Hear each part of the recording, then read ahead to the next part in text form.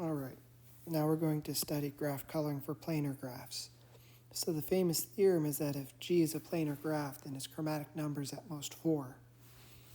This theorem took a long time to prove, and most modern proofs use a computer to do a proof involving thousands of cases. However, it turns out if you're willing to work with one more color, you can give a short proof. So what we're going to prove is that if G is a planar graph, then its chromatic number is at most 5. And the proof is on induction on the number of vertices of the graph. As usual, we're going to ignore the base case and focus mostly on the inductive step.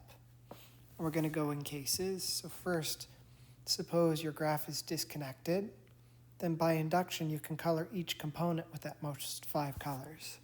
So we see the hard part is 5 coloring a connected planar graph.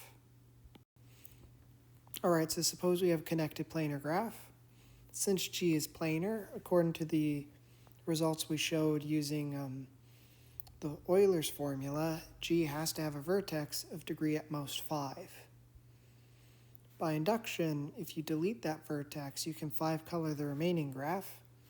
And if your vertex is degree strictly less than 5, then you can extend the coloring to the remaining vertex.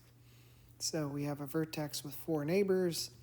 In the worst case scenario, all 4 of them got distinct colors, but since you have 5 colors available, there's still a 5th color to use on vertex V. Alright, so suppose that we have a vertex of degree 5, and that's the smallest degree vertex in our graph.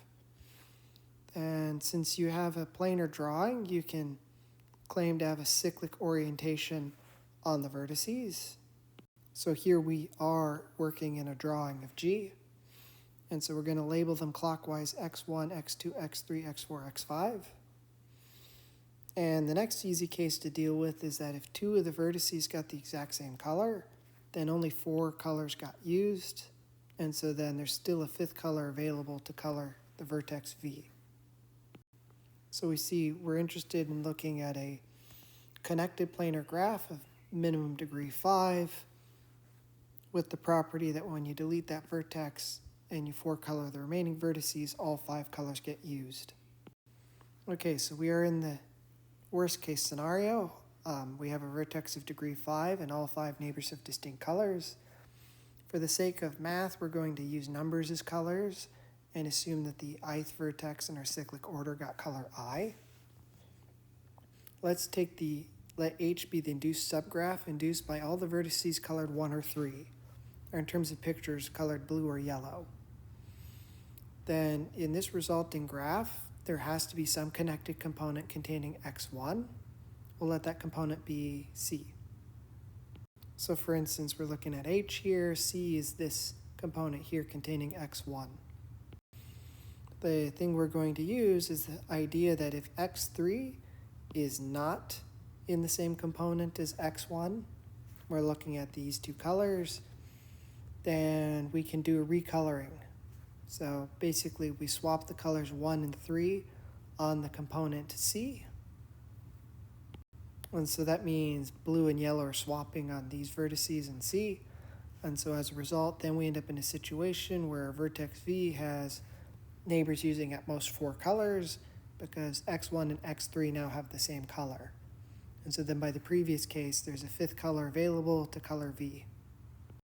All right, so now we need to look at the case where x1 and x3 are in the same component of this 2-colored graph.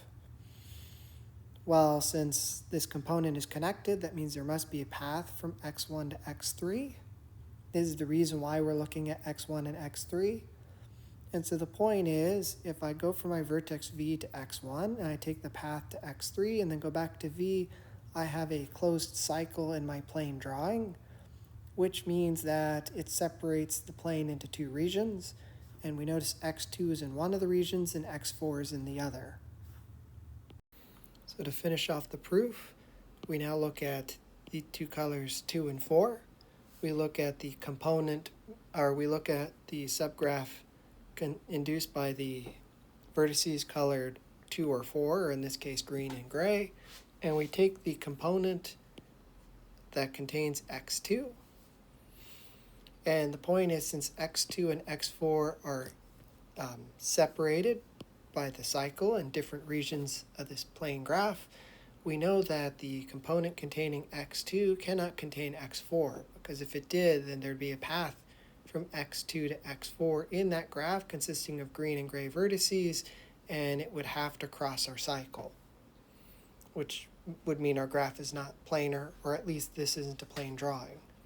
Therefore, we know that the component containing x2 does not have the vertex x4, so we can swap all the colors on this component.